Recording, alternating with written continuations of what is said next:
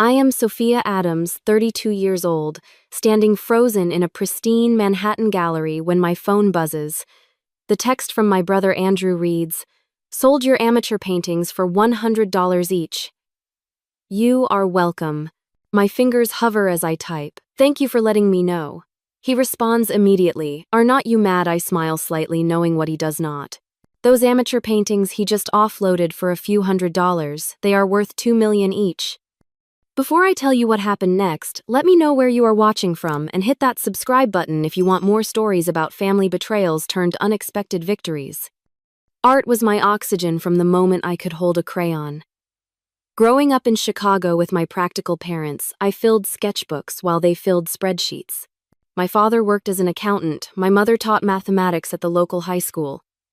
They valued equations and balance sheets, things with definitive answers and clear purposes. My passion for colors and shapes for creating something from nothing puzzled them. They were not unkind about it, just confused. It is nice that you enjoy your little hobby, my mother would say, patting my hand while examining my latest creation with a smile that never quite reached her eyes. Andrew, my younger brother by 4 years, absorbed our parents' pragmatism like a sponge. Even as a child, he organized his toys by resale value and started a neighborhood candy reselling business by age 10. While I dreamed in watercolors, he dreamed in profit margins. When college application time arrived, my parents assumed I would follow a sensible path like business or education. Their faces fell when I announced my intention to study fine arts at Pratt Institute in New York. Art does not pay bills, Sophia, my father said, his voice heavy with disappointment. Not immediately, I agreed. But nothing worthwhile comes easily. Our compromise: they would help with tuition if I minored in marketing. At least you will have something to fall back on, my mother reasoned. I agreed, not because I intended to use the marketing degree, but because I knew this concession would open the door to my true passion. College transformed my artistic vision. I discovered mixed media, combining traditional painting with unconventional materials, like crushed glass metal fragments and textured fabrics. My professors were divided on my technique. Some praised its innovation. Others criticized it as confused and lacking discipline. This split reaction only fueled my determination to refine my voice. The years after graduation were lean, very lean. I worked as a barista at an upscale coffee shop in Brooklyn, waking at 4 a.m. for opening shifts, then painting until midnight in my tiny apartment shared with 2 other struggling artists. My bathroom doubled as a darkroom for my photographer roommate. Our kitchen sink was perpetually stained with paint and developer fluid.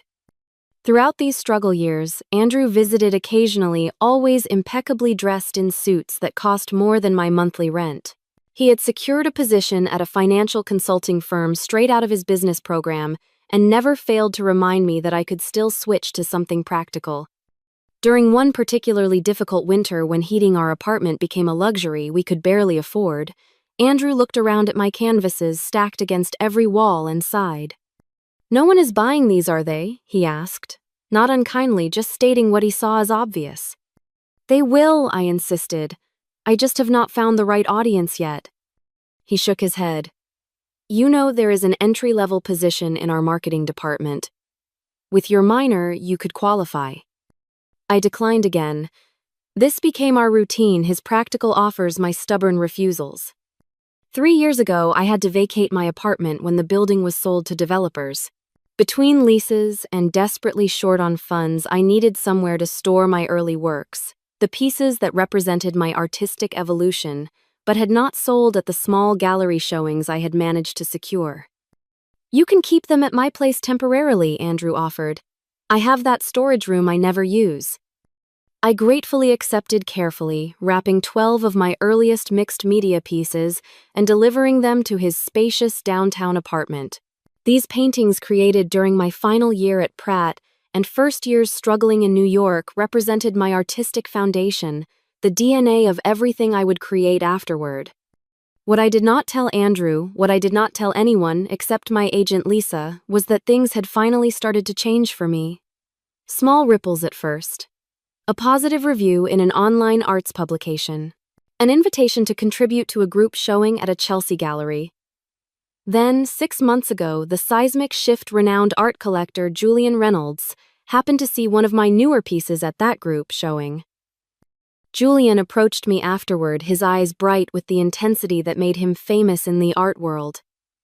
"Your work has something I have not seen in a decade," he told me. "Raw emotion captured in physical form. I want to see more." That conversation led to meetings with the prestigious Hartwell Gallery in Manhattan. The gallery director, Catherine Hartwell herself, reviewed my portfolio and offered what I had been working toward for 15 years, a solo exhibition. There was just one condition. Catherine wanted to show the evolution of my technique, which meant including those early works currently gathering dust in my brother Andrew's storage room. "Your early pieces show the genesis of your style," Catherine explained. "The exhibition needs to tell your complete story as an artist." I agreed, planning to retrieve the paintings from Andrew's apartment the following week. But then, Julian Reynolds came back with an even more extraordinary proposition. "I would like to purchase your entire collection," he said during a private meeting at his penthouse overlooking Central Park. "But I need to see those early works before finalizing the deal." The figure he mentioned made me dizzy. 7 figures. Enough to secure my future as an artist, to finally prove to my family that my hobby was actually my calling. "Of course," I said, trying to maintain my composure. "I can have them delivered to you next week. They are in storage at my brother's place." Julian and I scheduled a viewing for the following month, giving me plenty of time to retrieve my paintings from Andrew. I called him that evening to arrange a pickup time, but his assistant said he was traveling in Europe for business and would return in 2 weeks. No problem, I thought. There was still plenty of time before my meeting with Julian. What I did not know then was that Andrew had his own plans for my worthless art. The Hartwell Gallery always smelled like money.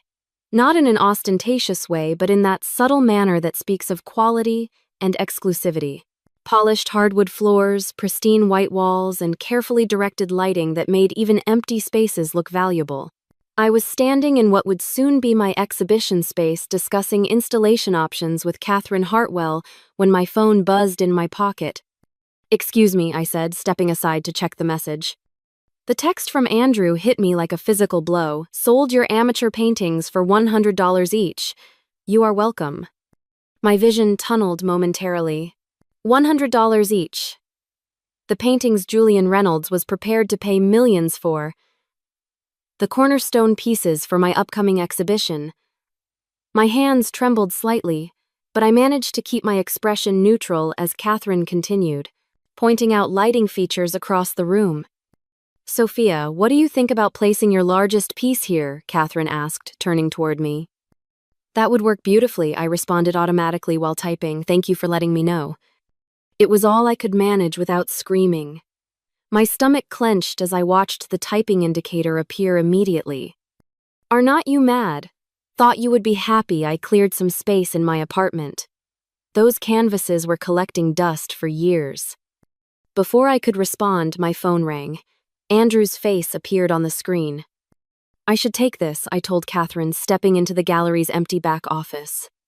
"So you got my text." Andrew sounded pleased with himself. "I know you are probably shocked, but honestly you should be thanking me. $100 each for those old paintings is pretty generous." The buyers actually seemed excited, which was weird, but I guess art people are different. I gripped the phone tightly, forcing myself to breathe slowly. "When exactly did you sell them?" I asked, my voice unnaturally calm. "Last weekend. These people called saying they saw your work somewhere and tracked you to me. I figured it was a scam at first, but they seemed legitimate.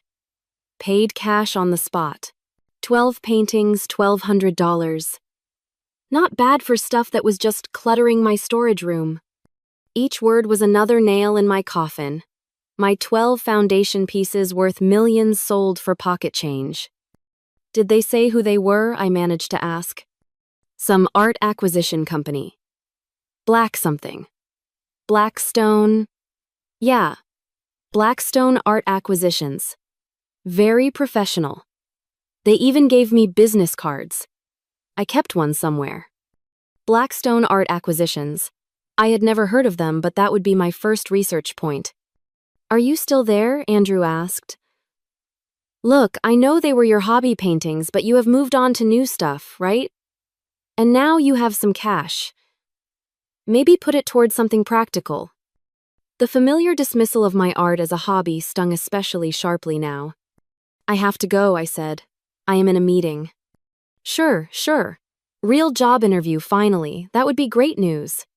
I ended the call without responding and stood motionless in the empty office. 12 paintings. My early works. The pieces Julian Reynolds wanted to see before finalizing a multi-million-dollar purchase. The cornerstone of my exhibition at Hartwell Gallery. All gone for $100 each. The room seemed to spin slightly as the full implications hit me. My career breakthrough, my financial security, my artistic legacy, all potentially destroyed by my brother's careless actions. Tears threatened, but I blinked them back. The gallery was not the place for a breakdown. I returned to Catherine with what I hoped was a convincing smile. Something has come up. Would it be possible to continue this tomorrow? Catherine agreed, and I rushed out to call Lisa, my agent. She picked up on the first ring. Julian Reynolds just confirmed the viewing date, she said excitedly. This is happening, Sophia. Lisa, my voice cracked. We have a problem. A huge problem. I explained what had happened, my words tumbling out in a panicked stream. There was silence on the other end when I finished. Your brother sold your early works without permission, she finally asked, her voice dangerously quiet. The ones Julian specifically wants to see. The ones Catherine needs for the exhibition. Yes. For $100 each. Yes. To Blackstone Art Acquisitions. You know them. Lisa's sigh was heavy. They are notorious in the industry. They specialize in identifying emerging artists, then acquiring their early works through whatever means necessary just before the artists break through. Usually they target family members who do not understand the value. But how would they know about me? About Julian's interest? The art world is small, Sophia. Word gets around. She paused. This is bad. Really bad. Without those early pieces, Julian might walk away. And Catherine definitely will not give you the exhibition without them. I leaned against a building, suddenly feeling the weight of everything I had worked for slipping away. What do we do? First, we need to find out who exactly bought your paintings and where they are now. Then we can figure out how to get them back. Lisa's voice shifted from shocked to determined. Do not tell Julian or Catherine yet. We will fix this. The rest of the day passed in a blur. I returned to my apartment, a significant upgrade from my struggling years, but still modest by New York standards. I sat on my secondhand couch staring at the half-finished canvas on my easel. It was supposed to be the centerpiece of my exhibition, the culmination of everything I had learned and developed as an artist. Now it might never be seen. The tears I had been holding back all day finally came hot and angry. I cried for my paintings, for my career, for the years of struggle that seemed wasted now. But mostly I cried because my own brother had so little regard for my work that he had casually sold it without a second thought.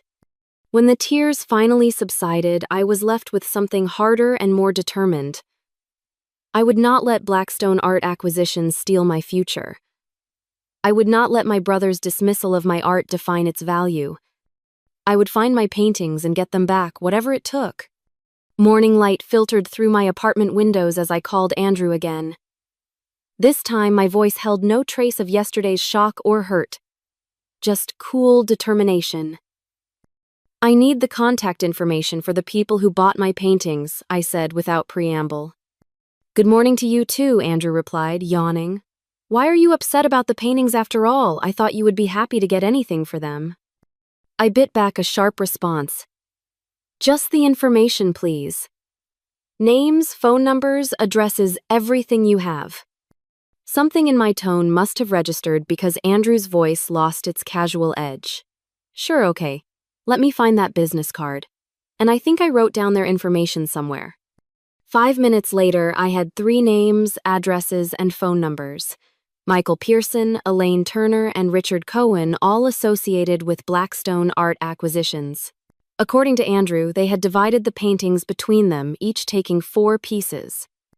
They seemed really interested in specific ones, Andrew added. They had a list with titles and everything. I thought that was weird since you usually just scribble names on the back. My stomach tightened. They had not randomly purchased my art.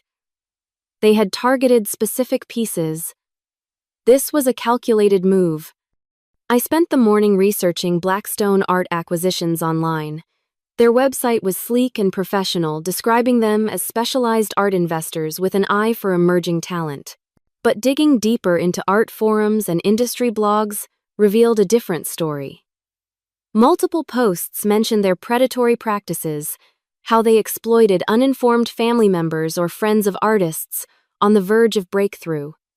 One forum post caught my eye. Blackstone bought my roommate's sculptures for $500 through his parents. 6 months later, they sold them at auction for $75,000 each. Legal but despicable.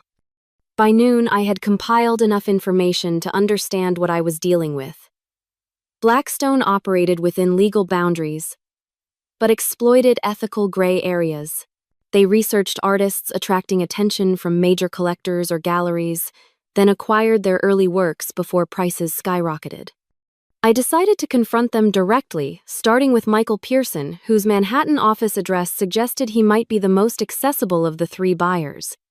His office occupied the 20th floor of a gleaming midtown tower. The receptionist eyed me skeptically when I requested a meeting without an appointment, but eventually ushered me into a minimalist office with a spectacular view of the city. Michael Pearson was younger than I expected, perhaps early 40s, with the polished appearance of someone who had never worried about making rent. He rose from behind his glass desk, extending his hand with practiced charm. "Miss Adams, what an unexpected pleasure. I admired your work even before acquiring some of your early pieces." His smug smile told me everything. He knew exactly what he had done. "You knew the value of those paintings when you bought them from my brother," I said, skipping any pretense of pleasantries. Pearson gestured for me to sit, seemingly amused by my directness. "Business is about information asymmetry, Miss Adams. Your brother had something of value but lacked the information to price it correctly. I had the information but needed the asset. A mutually beneficial transaction occurred." "Mutually beneficial," I repeated incredulously. "You exploited my brother's ignorance to steal my work." "Steal is a strong word for a legal purchase." Pearson leaned back in his chair. "Your brother had possession of the paintings and agreed to sell them. I paid the asking price. Nothing illegal occurred." "Where are my paintings now?" Pearson smiled thinly. "My 4 are being prepared for auction next month. Christie's they are quite excited about it, especially Fractured Memories No. 3. The pre-auction estimate is quite impressive for an emerging artist." My breath caught. Fractured Memories No. 3 was one of my most significant early pieces. A mixed media exploration of my parents' divorce that had taken months to complete. "How much?" I asked quietly. "The estimate, $1.8 million. Of course it could go higher with the right bidders in the room." He studied my expression with obvious satisfaction. "You seem surprised. Surely you knew your work had value." "Julian Reynolds certainly thinks so." The casual mention of Julian confirmed my suspicions. Blackstone had inside information about Julian's interest in my work. "I want my paintings back," I stated flatly. Pearson laughed. "That is not how this works, Miss Adams. The transaction was legal. The paintings are mine to sell, but I will make sure you receive an invitation to the auction. You can see your early work achieve the recognition it deserves, even if you will not see the financial benefits." I left his office seething but determined. 1 down, 2 to go. Elaine Turner proved more elusive. Her address led to a luxury apartment building where the doorman refused to confirm if she was a resident. My calls went straight to voicemail. After several attempts, I received a terse email. "Miss Adams, I understand your concern, but our transaction was legal and binding. Please direct any further communications through my attorney." Attached was the business card of a high-powered art lawyer whose hourly rate probably exceeded what Andrew had received for all 12 paintings. My final lead was Richard Cohen. His Brooklyn address surprised me, being considerably less upscale than the others. The converted warehouse building housed artists' studios and small galleries, not the luxury I expected from someone associated with Blackstone. Cohen himself was equally surprising. Older, perhaps 60s, with paint-stained hands and the weathered look of a working artist. His studio was cluttered with canvases and sculptures, a chaotic creative space I immediately recognized and felt comfortable in. "I wondered if you would find me," he said, offering me tea from a chipped mug. For what it is worth, I did not agree with how Pearson and Turner handled this. "Yet you took 4 of my paintings," I pointed out. Cohen sighed, gesturing to a wall where my 4 pieces hung prominently. "I did. I am part of Blackstone because I have an eye for emerging talent, not because I approve of their methods. When they identified you as a target, I insisted on being involved to ensure at least some of your work was treated with respect." I moved closer to my paintings, emotions swirling as I saw them displayed with obvious care. "You know, these are worth far more than what you paid." "Of course," Cohen nodded. "Your technique is revolutionary. The way you embed memory into physical form through these textured elements is unlike anything in contemporary art. These early pieces show the genesis of what will become your signature style." His genuine appreciation for my work was disarming. If you understand their value, both artistic and financial, why participate in this scheme? Cohen was quiet for a moment. "Because if I had, not all 12 would have gone to people like Pearson and Turner, who see only dollar signs." He hesitated. "I cannot speak for the others, but I would consider returning your pieces for what I paid, plus a reasonable commission. Not because I am afraid of legal consequences, but because artists should benefit from their own work." His offer was the first glimmer of hope since this nightmare began. "Thank you. I will definitely consider that." Before leaving, I asked, "How did Blackstone know about Julian Reynolds' interest in my work?" Cohen looked uncomfortable. "Blackstone has informants everywhere. Galleries, auction houses, even catering staff at exclusive events. Someone overheard something they should not have." That night, I sat at my kitchen table, surrounded by notes and research.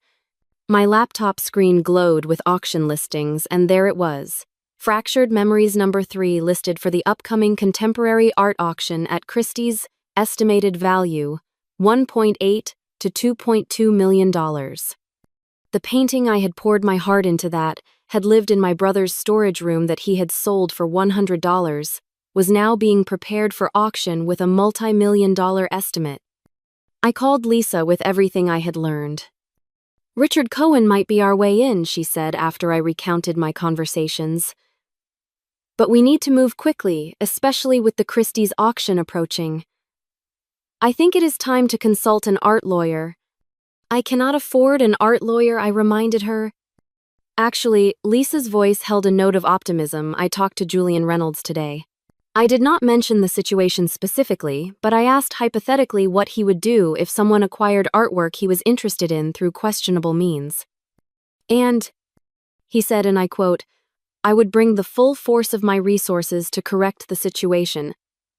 I think if we tell him what happened, he might help. He is still very interested in your work, Sophia."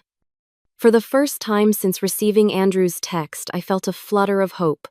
With Julian's backing and at least one sympathetic buyer in Richard Cohen, maybe I could recover my paintings before they disappeared into private collections or anonymous auction purchases. As I prepared for bed, my phone buzzed with a text from Andrew. "Hey, those art people called again asking if you had any more early pieces for sale.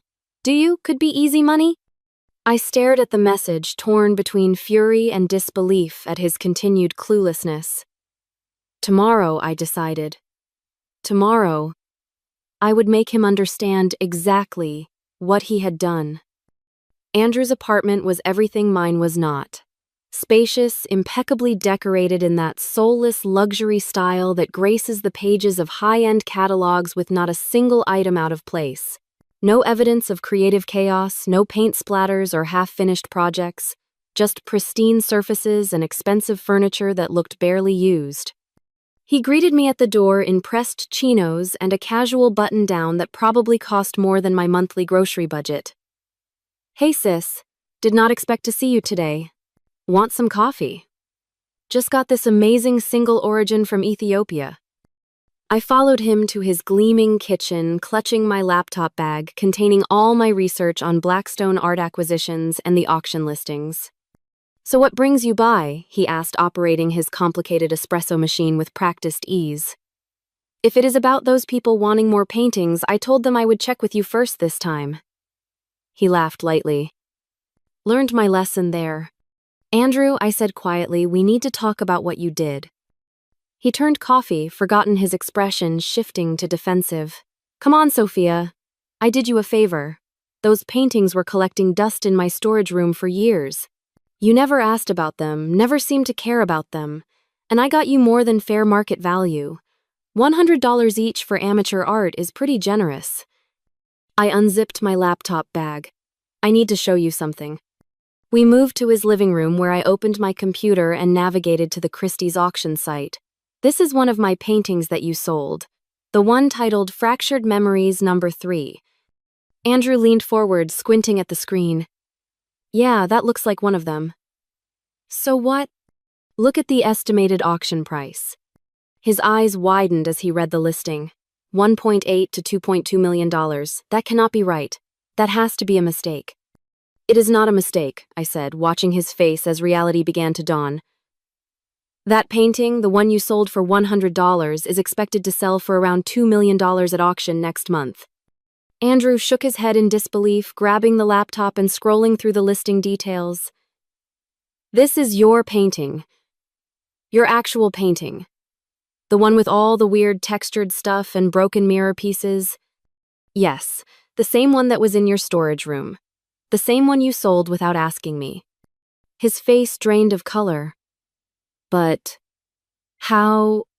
why it is just. I mean, you made it years ago in your tiny apartment. How can it possibly be worth millions now?" "Because I am good at what I do, Andrew.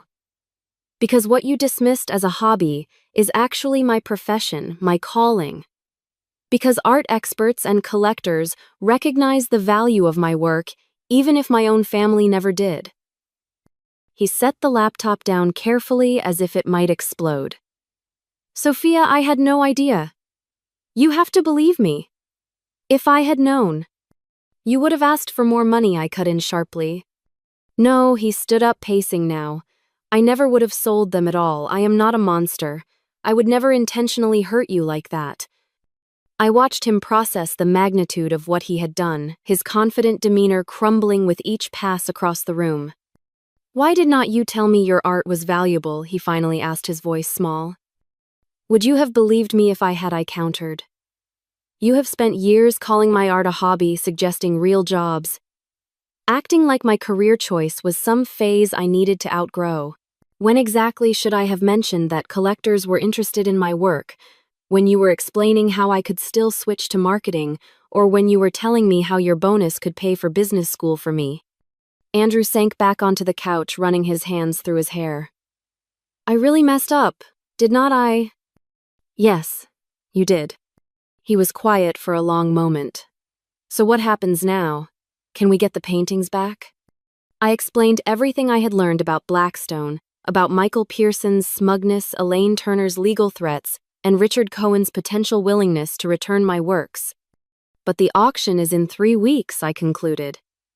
"Even if we can convince Cohen to return his 4, that still leaves 8 paintings in the hands of people who have no intention of giving them back."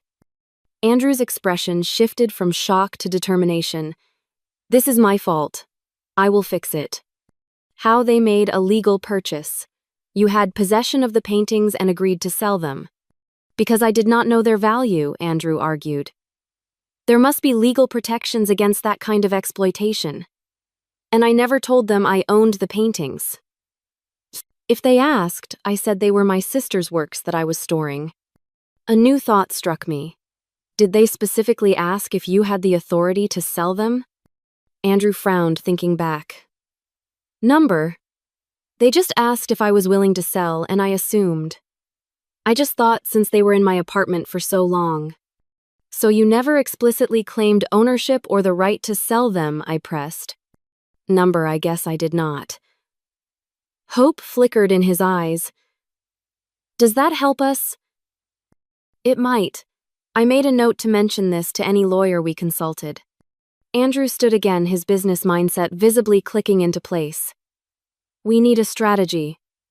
Legal options, negotiation tactics, leverage points.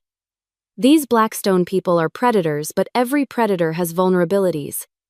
For the first time since this began, I felt like my brother and I were on the same team. First, I need you to understand something, Andrew. This is not just about money. These paintings represent the foundation of my artistic development. They are crucial for my upcoming exhibition at Hartwell Gallery and for Julian Reynolds' interest in my work. Without them, I lose opportunities that go beyond financial value. Andrew nodded slowly. I get it. Or at least I am trying to. He looked around his apartment, seeing it perhaps through new eyes. You know, when we were kids, I used to be so proud of your art. I would tell my friends my sister was going to be famous someday. You did, this was news to me. Yeah. But then we grew up, and everyone kept saying how impractical art was as a career. I guess I absorbed that. He met my eyes directly. I am sorry, Sophia. I am sorry I dismissed your passion as a hobby. And I am definitely sorry I sold your paintings. His apology was unexpected and touched something deep inside me. For all our differences, Andrew was still my brother. The same kid who had once proudly displayed my childhood drawings on his bedroom wall. You do really good work, he said softly, gesturing toward the auction listing still visible on my laptop. Not that you need my validation, obviously. The art world has already decided that. Thank you, I said, meaning it. Now let us figure out how to get my paintings back. For the next hour, we brainstormed approaches, Andrew applying his business acumen to what he now recognized as a serious professional problem. It was strange, but oddly comforting to have him fully engaged with my art career for the first time, even under these circumstances. We should start with legal options, he decided, pulling out his phone. I know some good lawyers through my firm. Not art specialists, but they can refer us to someone. By the time I left Andrew's apartment, we had the beginnings of a plan, and more importantly, a shared commitment to resolving this situation. The brother who had caused this crisis was now determined to help fix it. As I waited for the elevator, Andrew called after me, I really am sorry, Sophia. I know, I said. Just help me get my paintings back. I will, whatever it takes. Patricia Martinez's law office reflected her reputation as one of New York's premier art attorneys.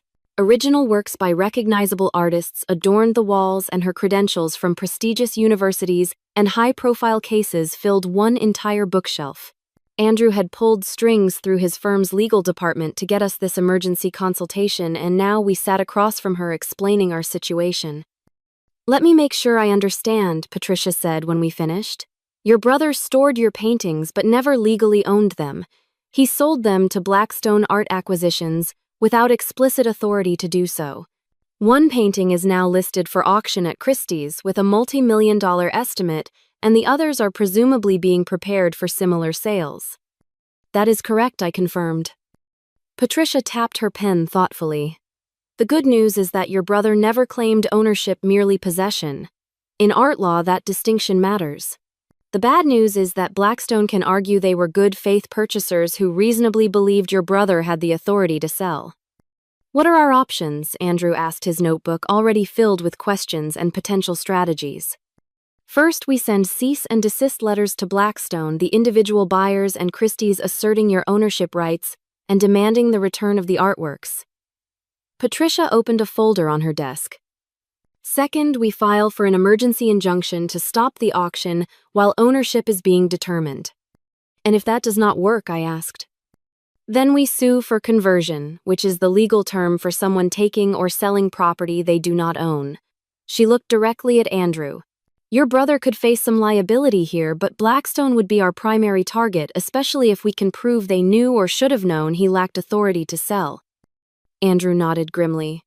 I accept whatever consequences come my way. This is my fault.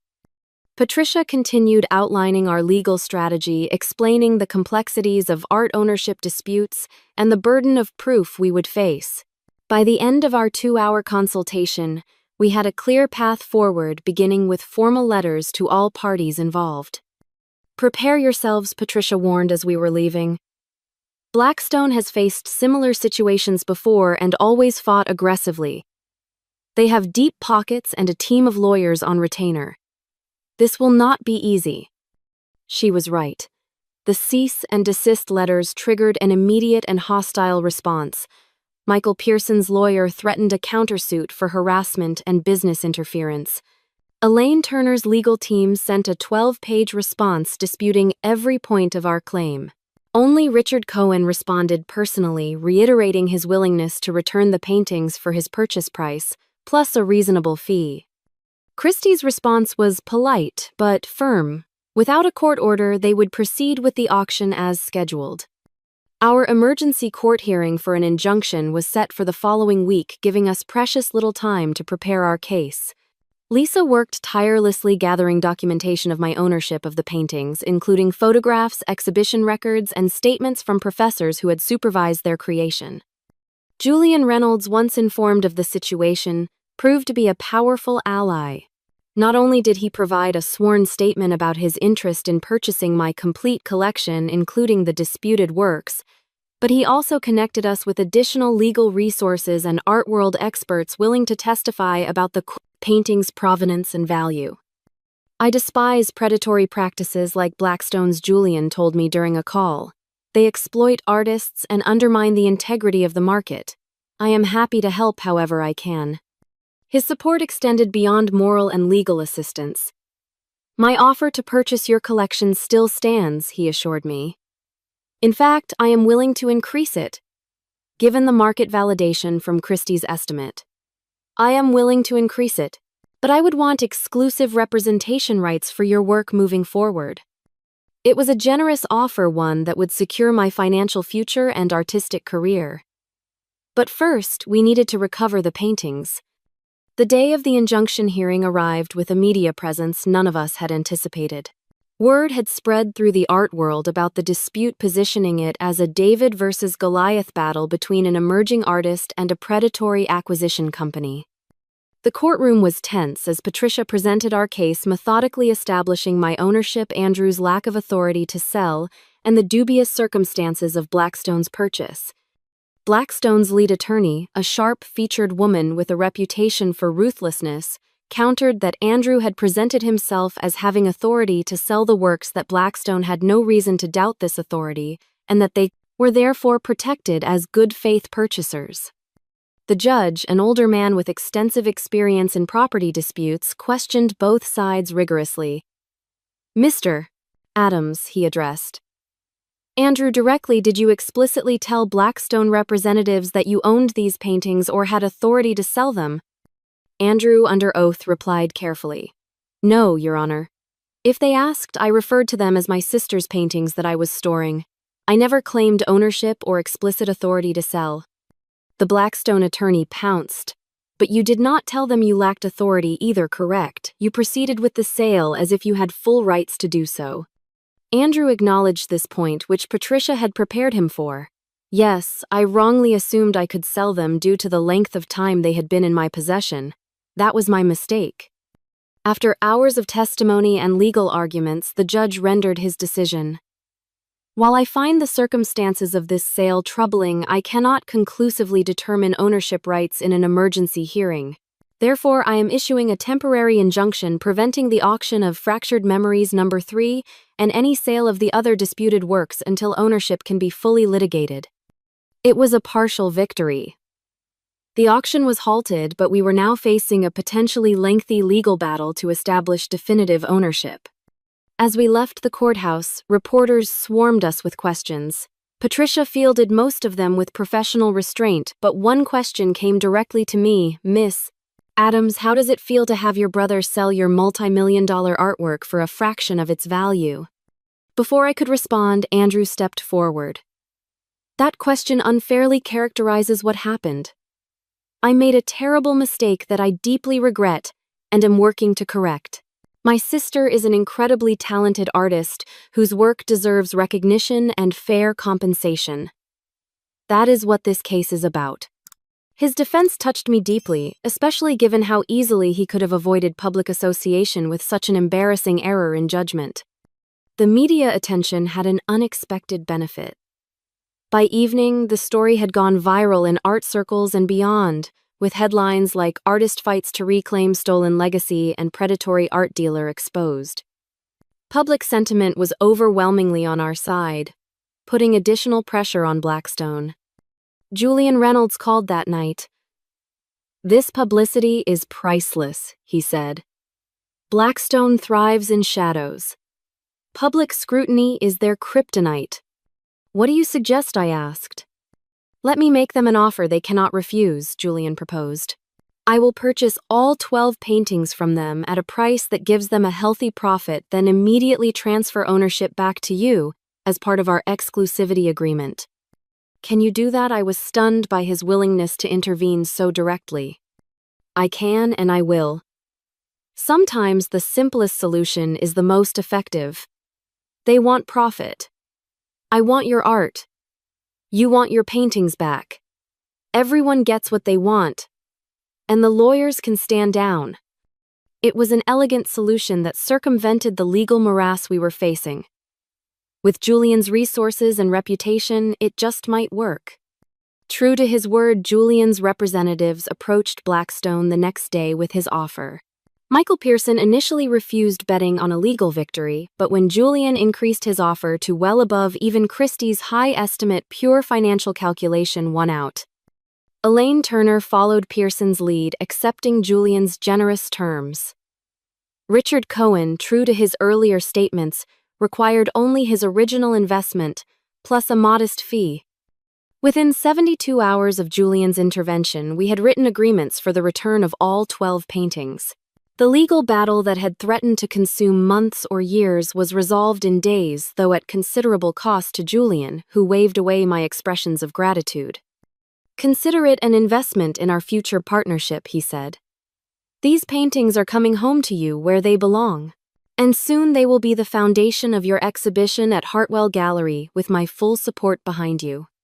When I told Andrew the news, his relief was palpable. "So it is really over, we won." "Julian won," I corrected him. "He basically bought them all back at premium prices.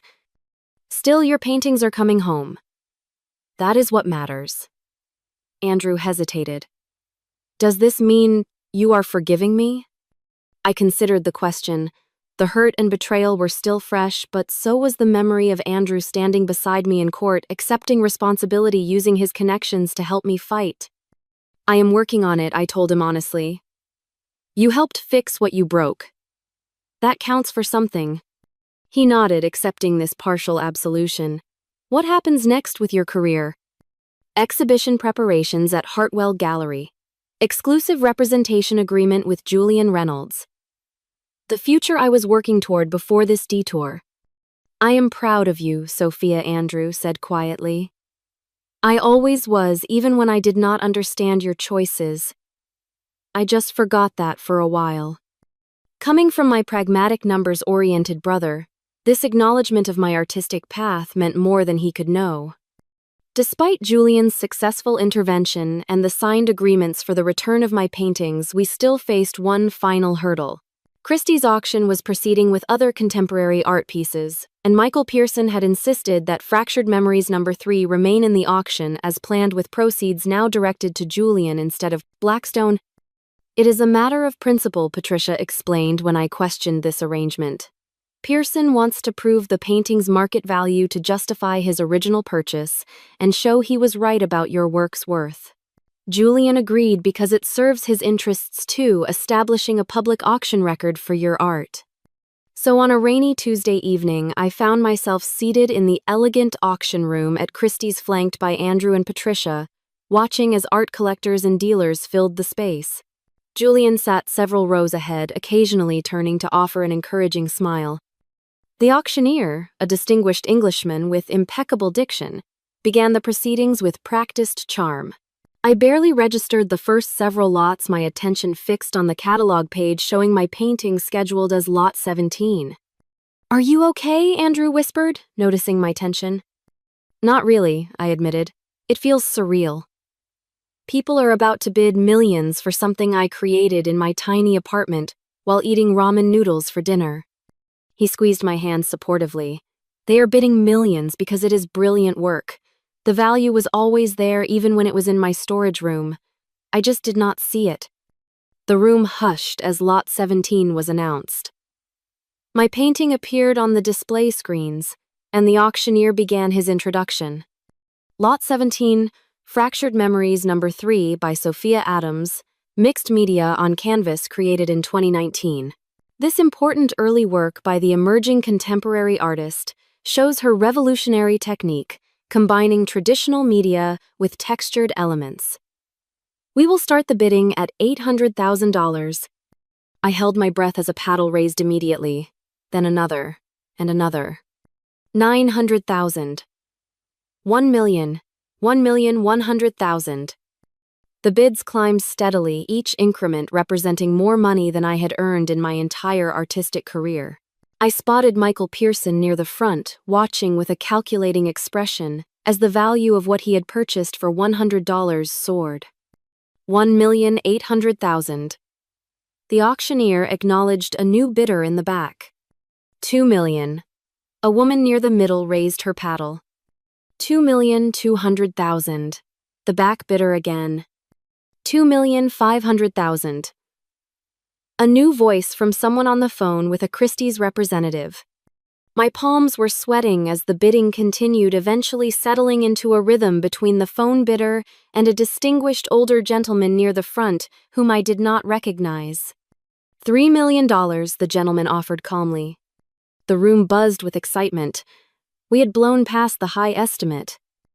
3,200,000, countered the phone bidder.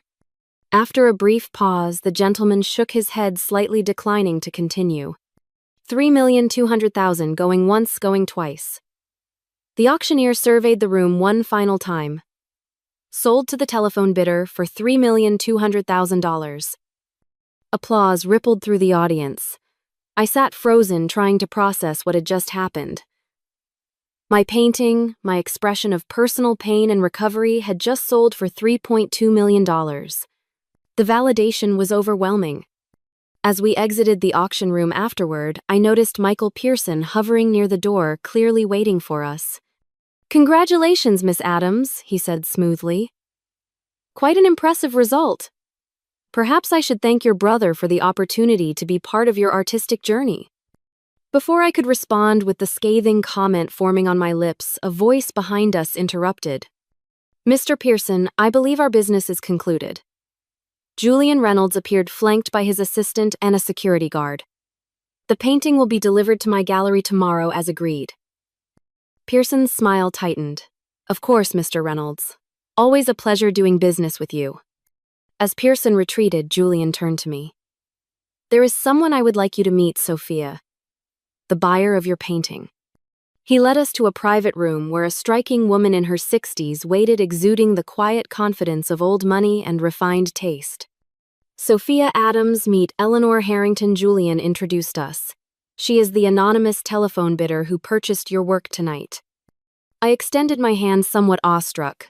Eleanor Harrington was a legendary collector whose acquisitions inevitably appreciated in value. "Your painting speaks to me," Eleanor said, clasping my hand warmly. "The way you embedded memory and emotion into physical form is extraordinary. I knew I had to have it the moment Julian showed me images of your work." "Thank you," I managed. "It means a great deal to have someone like you appreciate my art." Eleanor smiled. "Julian has told me about the unfortunate circumstances surrounding these paintings. Rest assured, Fractured Memories No. 3 will be well cared for in my collection. And I would be very interested in acquiring future works directly from you without the drama." After she departed, Julian revealed the final part of his plan. Eleanor is a longtime client and friend. When I explained the situation, she agreed to purchase the painting at auction, then loan it back to us for your Hartwell exhibition. After that, it will join her collection, but with a formal agreement that it must be made available for any retrospective of your work in the future. It was an elegant solution that served everyone's interests while ensuring my artistic legacy remained intact. Outside, Christie's a small group of reporters had gathered, alerted to the record-breaking price for an emerging artist. Julian handled most questions with diplomatic skill, but when asked about Blackstone's role, he responded with carefully measured words. Tonight's result validates what legitimate art experts already knew about Sophia Adams' work. Unfortunately, some entities in the art world prefer exploitation to proper recognition and compensation of artists. This situation highlights the need for greater protection of artists' rights and ethical standards in art acquisition. The resulting media coverage extended far beyond art publications, bringing attention not just to my work but to the predatory practices that had nearly derailed my career. Several other artists came forward with similar stories about Blackstone creating a wave of scrutiny that would ultimately transform their business practices. As Andrew and I shared a celebratory dinner that night, he raised his glass with genuine pride. To my incredibly talented sister, whose hobby just sold for $3.2 million. I clinked my glass against his, and to brothers who mess up but then help fix things. He smiled ruefully. Next time you have multi-million-dollar paintings that need storage, maybe leave me a note about their value. Next time I promised I will just get my own storage unit. 1 year later, I stood in the center of the Hartwell Gallery surrounded by my artwork spanning the past 5 years. The lighting was perfect, highlighting the textured elements that had become my signature technique. Every piece told part of my story, from the struggling years to my recent creative explosion. And at the heart of the exhibition were the 12 early works that had nearly been lost forever. 5 minutes until opening, Catherine Hartwell announced, adjusting a spotlight slightly. "Are you ready for this, Sophia? We are expecting record attendance." I nodded, feeling a mix of nerves and exhilaration. This solo exhibition represented everything I had worked toward since first picking up a paintbrush as a child. The journey had been far more dramatic than I ever anticipated, but perhaps that was fitting for an artist whose work explored emotional transformation through physical form. Andrew arrived early, impeccably dressed in a suit that now seemed less a symbol of corporate conformity and more a gesture of respect for the occasion. Since the auction showdown, he had undergone his own transformation, developing a genuine appreciation for art, and more surprisingly, a talent for the business side of the art world. "The gallery looks amazing," he said, surveying the space. "Julian mentioned collectors are flying in from Europe and Asia, specifically for this opening." "It still does not feel real," I admitted. "Sometimes I expect to wake up back in my tiny Brooklyn apartment, mixing paint in coffee cups, because I could not afford proper supplies." Andrew smiled. "That struggling artist is part of who you are, but this is your reality now." He gestured toward a discreet plaque near the entrance. "Have you seen this yet?" I moved closer to read the small engraved text, "Exhibition Management and Artist Representation by Adams Art Management." "Your new company?" I asked, surprised. Andrew nodded. "Julian suggested it. Apparently, my combination of business experience and first-hand knowledge of how artists can be exploited makes me uniquely qualified. I already have 3 clients besides you all emerging artists," Julian identified as promising. The irony was not lost on me. My brother, who had once dismissed my art as a hobby, was now building a career around supporting artists like me. His mistake with my paintings had become the catalyst for his own professional reinvention. "Does this mean you are officially my manager now?" I asked. "Only if you want me to be. Julian would remain your primary representative, but I would handle the day-to-day business operations, contract negotiations, logistics, all the stuff you hate dealing with." It was a tempting offer. Despite my success, the business aspects of the art world still felt foreign to me. And Andrew had proven his commitment to my career, working tirelessly over the past year to help arrange this exhibition and negotiate favorable terms with galleries and collectors. "Let me think about it," I said, not quite ready to formalize our new professional relationship on this already momentous day. The exhibition opening exceeded even Catherine's ambitious expectations.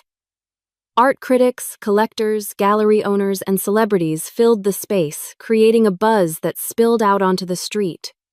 Julian Reynolds moved through the crowd like a conductor, introducing me to key figures and subtly directing attention to specific works.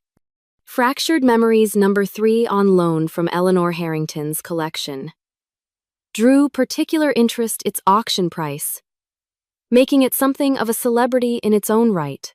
Beside it hung a small plaque recounting its journey from my studio to Andrew's storage room to Blackstone to Christie's and finally to this exhibition, transforming a potential disaster into part of my artistic narrative.